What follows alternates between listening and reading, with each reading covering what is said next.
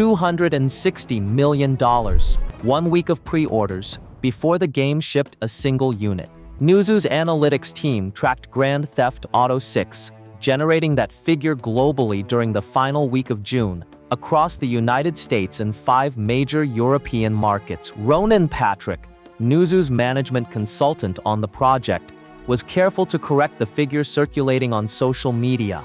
The game had not done $1 billion in pre-orders 21 weeks before launch. What the data actually showed was $180 million in digital pre-order spend across those 6 markets in 7 days, translating to a global figure of roughly $260 million. Patrick's characterization, even at the most conservative reading, a tremendous number by any historical standard.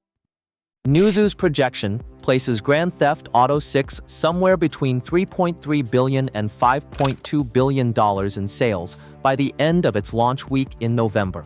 The central estimate sits at $4.5 billion, representing approximately 51 million units at the game's average price. Grand Theft Auto 6 launched pre-orders at $79.99 on PlayStation 5 and Xbox Series X and S as a digital-only release. That price point is above the $69.99 standard that had defined 8AA pricing for the last console generation. The question those numbers raise, the one being asked in forums and comment sections across the gaming space, is whether an indie studio can ever reach a scale like this.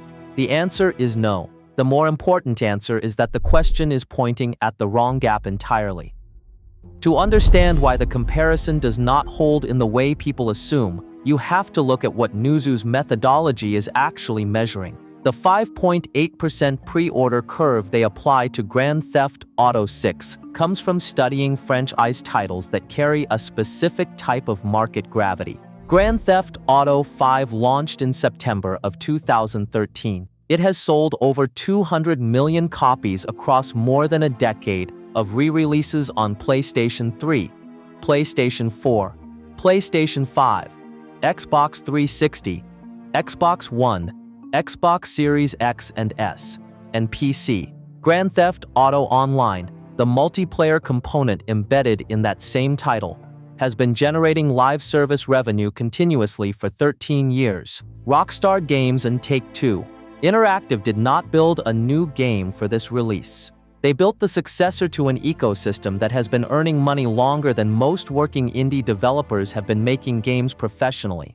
A pre-order figure of $260 million in a single opening week is not a product of creative output alone. It is the output of franchise momentum that does not exist in the independent development market because the conditions required to build it. A publicly traded publisher absorbing the development cost over most of a decade, a live service revenue base funding the sequel's production, and a cultural event cycle that spans multiple console generations are structural features of the largest commercial operation in entertainment software. That is not a capability gap, it is a category gap. Rockstar North, the Edinburgh-based studio that serves as the primary development house for the Grand Theft Auto series, operates at a headcount and resource level that most people who discuss indie versus AAA comparisons have never fully calculated. Voice direction across multiple lead characters at AAA production value. Motion capture facilities for a cast of that scale. Licensed music clearances across dozens of radio stations modeled on real formats. Real-world city modeling pipelines for environments that take years to build. An online infrastructure team planning for a launch day player volume that will test server capacity across every major market simultaneously. The development timeline for Grand Theft Auto 6 by most industry estimates stretches back to at least 2017, with full production accelerating around 2019. None of those resources sit inside a budget structure that a Kickstarter campaign, a publisher advance, or a Steam launch revenue share can underwrite. This brings us to the actual threat that these numbers represent for indie developers, because it is not the revenue ceiling. Most indie studios were not competing for $4.5 billion before this announcement, and will not be competing for it after November. The gap at the top of the market has always been unreachable. What Grand Theft Auto 6, at $79.99 with 100+ hours of content, actually changes is the reference point sitting in a player's head the next time they see a $24.99 indie title with 8 hours of play time. That calculation is not new. The subscription service expansion of the past several years has been putting pressure on indie pricing and value perception since before Grand Theft Auto 6 was announced publicly.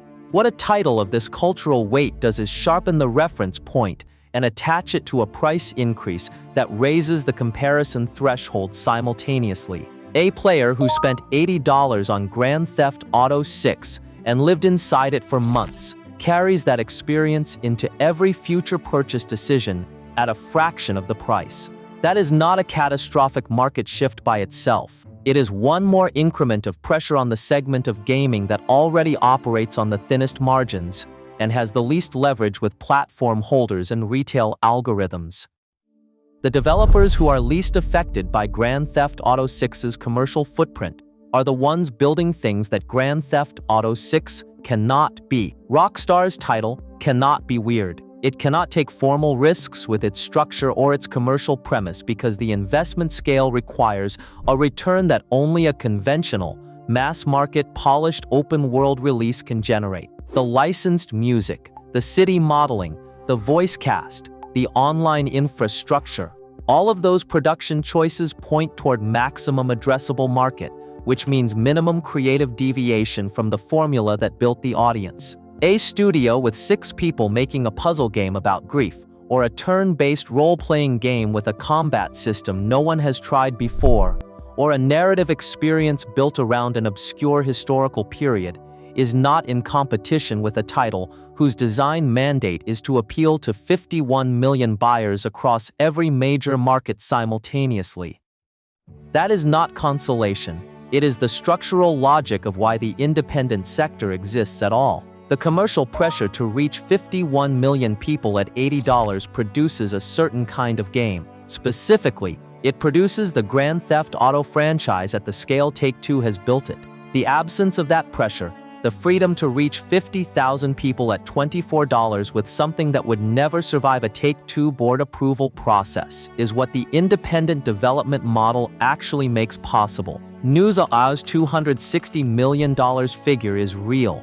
The $4.5 billion launch projection is real. The $80 price point that will set a new AAA standard entering the next phase of this console generation is real. None of those numbers describe the market an indie studio is actually competing inside. The developers who understand that clearly are spending their time on the problem Grand Theft Auto 6 cannot solve, making something no publisher with 51 million in projected buyers would ever greenlight. That is the space the independent sector owns. Grand Theft Auto 6 did not shrink it. It defined the perimeter on the other side.